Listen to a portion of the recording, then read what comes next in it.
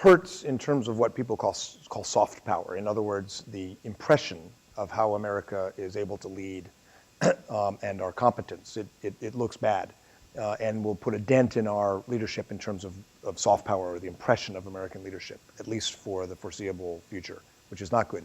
On the other hand, to put it in context, Standard & Poor's essentially made a political judgment about the ability of Republicans and Democrats to reach an agreement to bring our debt under control. To the extent they made an economic judgment, their math was actually wrong. And the question is, can Republicans and Democrats come together and find the right mix of tax reform or revenue increases, which makes Republicans unhappy, or reforming entitlements, Social Security, raising the age or privatizing it, which makes Democrats nervous. And they're very much dug into their positions, which is why we had this solution to the crisis that was essentially no solution, sort of kicking it down the road.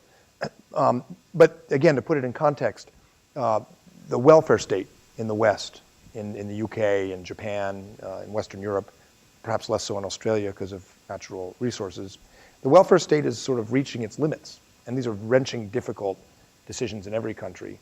Mathematically, it is quite possible for the US, through the right combination of tax reform or revenue increases and entitlement reforms, to get this under control and keep the percentage of debt to GDP at a very manageable level without cutting defense or international obligations in any serious way.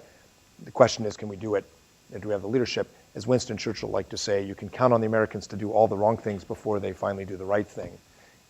Standard & Poor's made a judgment that people should be nervous. The other rating agencies didn't.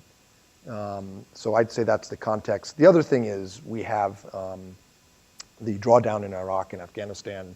Reprogramming money towards air and naval capabilities in Asia is going to be part of the plan. We'll recapitalize. And we also have, because of China's rise, a lot more receptivity in this region to sustaining U.S. presence and aligning, not to contain China, but to maintain a stable strategic equilibrium. So we have a good geostrategic context in this region to sustain our military presence and our political role in Asia.